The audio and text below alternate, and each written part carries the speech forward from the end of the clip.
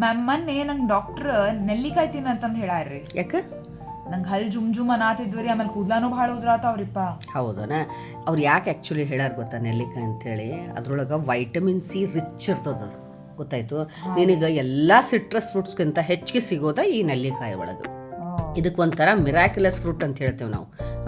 10 orange ಒಳಗೆ ಸಿಗುವಂಥದ್ದು ಬರೀ ಒಂದೇ ನೆಲ್ಲಿಕಾಯಿ ಒಳಗೆ ಸಿಗ್ತದೆ ಪ್ರತಿಭಾ. ಅದಕ್ಕೆ ಅವ್ರು ಜ್ಯೂಸ್ ಅಂತ ಹೇಳ. ಹೆಂಗೆ ಕುಡಿತೀಯ ಅದನ್ನ ಜ್ಯೂಸ್? ಮ್ಯಾಮ್ ಮಧ್ಯಾಹ್ನ ಟೈಮ್ ಇರ್ತೈತ್ರಿ, ಮಧ್ಯಾಹ್ನ ಅದನ್ನ ಕುದಿಸಿ ಕುಡಿದ್ಬಿಡ್ತೀವಿ. ನೋ ಕುದಿಸ್ಬಾರ್ದು.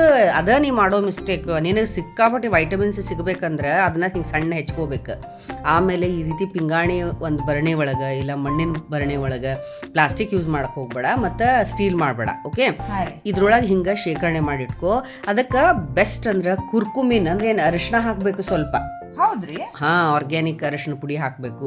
ಆಮೇಲೆ ಪೆಪ್ಪರ್ ಪೌಡರ್, ಮೆಣಸಿನಕಾಳಿನ ಪುಡಿ ಇರ್ತದಲ್ಲ ಮನೆಯೊಳಗೆ ಮಾಡ್ಕೊಂಡು ಹಾಕೋಬೇಕು. ಇವೆರಡೂ ಹಾಕೋದ್ರಿಂದ ಬೆಸ್ಟ್ ಆ್ಯಂಟಿ ಇನ್ಫ್ಲಮೇಟರಿ ಆ್ಯಕ್ಷನ್ ಬರ್ತದೆ. ನೋಡಿ, ಲೆಮನ್ ಜ್ಯೂಸು ಹಾಕೇನಿ, ಇದ್ರೊಳಗೂ ವೈಟಮಿನ್ ಸಿ ಇರ್ತದೆ. ಇವು ಮೂರೂ ಸೇರಿಸಿ ಅದಕ್ಕೆ ಹಾಕಿ ಮುಚ್ಚಿ ಇಟ್ಬಿಡ್ಬೇಕು ಒಂದು ವಾರ. ನೀನು ಏರ್ ಸೇರಿಸ್ಲಿಲ್ಲ ಅಂದ್ರೆ ಕೆಡಂಗಿಲ್ಲ ಅದಕ್ಕೆ ಕಳೀತದ, ಅದು ಕೊಳೆಯಂಗಿಲ್ಲ. ಗೊತ್ತಾಯ್ತು? ಕೊಳೆಯೋದಕ್ಕೂ ಡಿಫ್ರೆನ್ಸ್ ಗೊತ್ತೈತಿಲ್ಲ? ಕಳಿಯೋದ್ರಿಂದ ಒಂದು ಒಳ್ಳೆ ಫರ್ಮೆಂಟೇಶನ್ ಆಗ್ತದ ಅದು.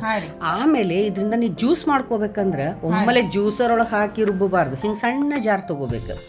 ಆಮೇಲೆ ಇದ್ರೊಳಗೆ ನಿನಗೆ ಎಷ್ಟು ಬೇಕಪ್ಪ ಜ್ಯೂಸು, ಅದ್ರ ಮೇಲೆ 1 ಟೀ ಸ್ಪೂನ್ ಅಥವಾ 2 ಟೀ ಸ್ಪೂನ್ ಈ ನೆಲ್ಲಿಕಾಯಿ ಹೆಚ್ಚಿಟ್ಟಿದ್ದನ್ನು ಹಾಕೋಬೇಕು. ಉಪ್ಪು ಹಾಕೋತೀನ? ಹಾಕ್ಬಾರ್ದು. ಉಪ್ಪು ಹಾಕೋದ್ರಿಂದ ಅದ್ರದ್ದು ಏನಾಗ್ತದ, ಕ್ವಾಲಿಟಿ ಹಾಳಾಗ್ತದ. ಸುಮ್ಮನೆ ಟೇಸ್ಟಿಗೆ ಹಾಕೊಂತಾರ, ಹಾಕಕ್ ಹೋಗ್ಬೇಡ. ನೋಡಿ ಎಷ್ಟು ಸಣ್ಣಾಗಿ ಅದು ಪೌಡ್ರಿಂಗ್ ಆತ. ಈ ಟೈಪ್ ಆದ್ಮೇಲೆ ಇದಕ್ಕೆ ನೀನು ಮಿಕ್ಸರ್ ಜಾರಿಗೆ ಹಾಕೋಬೇಕು.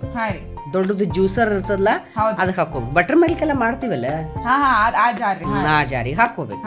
ಹಾಕೊಂಡು ನಿನಗೆ ಹೆಂಗ್ ಬೇಕು ಜ್ಯೂಸು, ನಿನಗೆ ತಿಕ್ ಜ್ಯೂಸ್ ಬೇಕಂದ್ರೆ ಸ್ವಲ್ಪ ನೀರು ಹಾಕೋಬೇಕು. ಇಲ್ಲ ಬಹಳ ನನಗೆ ನಂಗೆ ಬಹಳ ತಳ್ಳನ್ ಜ್ಯೂಸ್ ಬೇಕ್ರಿ ಅಂದ್ರೆ ಸ್ವಲ್ಪ ಹೆಚ್ಚಿಗೆ ನೀರು ಹಾಕೊಂಡು ಸಣ್ಣಾಗಿ ಗ್ರೈಂಡ್ ಮಾಡ್ಕೋಬೇಕು. ಆಮೇಲೆ ಏನ್ ಮಾಡ್ತೀವಿ, ಸೋಸ್ತೀನಿ ಇದನ್ನ. ಮಾಡಬಾರ್ದು ಆ ಟೈಪ್.